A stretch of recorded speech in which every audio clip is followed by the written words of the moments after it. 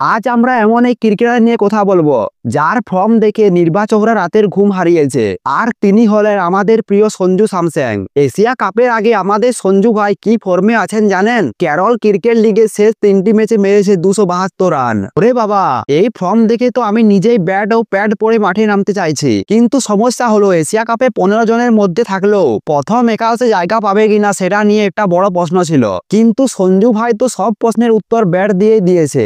বৃহস্পতিবার করেছে 37 বলে 62 রান, আর আগের ম্যাচে করেছেন 46 বলে 79 রান। তারও আগের ম্যাচে 16 বলে হাফ সেঞ্চুরি মানে 42 রান। কি বলবেন এটাকে? এটা তো ভাই পার্ট টাইম ব্যাটিং নয়, এটা তো পুরোপুরি পার্ট টাইম ডিডাকশন। কিন্তু গল্পে একটু টুইস্ট আছে। প্রথম 3 ম্যাচে সঞ্জু খেলেছিল 6 নম্বরে আর রান পাচ্ছিল না, কিন্তু চতুর্থ ম্যাচে গেলেন ওপেন করতে। তারপর কি হলো? Double century. না, ডবল সেঞ্চুরি না, তিনি সেঞ্চুরি করেছেন। এরপর থেকে তিনি শুধু ওপেনিংই করছেন। আর গত 2টি সিরিজে তো ভারতের হয়ে ওপেন করে 4টি ম্যাচে 3টি সেঞ্চুরি। কিন্তু এখানেই আসে আসল রহস্য।